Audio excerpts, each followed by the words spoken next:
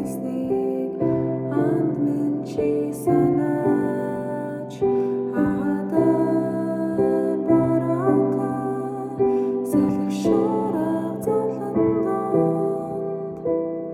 мөнхийн ханчлын төлөө хамтдаа алхацгаая. Ургацын нарвин ажилчид содол ургацын эзэд хандан бүгдээр ажилчдын төлөө гуйгаарай гэж эзэн Есүс хэлсэн.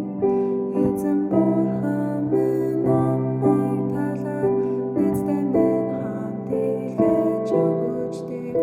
Асын замд биднийг босгон алдрынхаа төлөө хэрэглэж.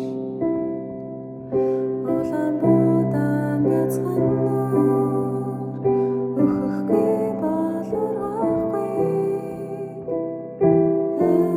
Амийн эзэн хэлснийг анд минь чи санаж хадаар бороотой салхи шуурга зовлон донд мөнхийн ханчлын төлөө хамтдаа алхацгаая.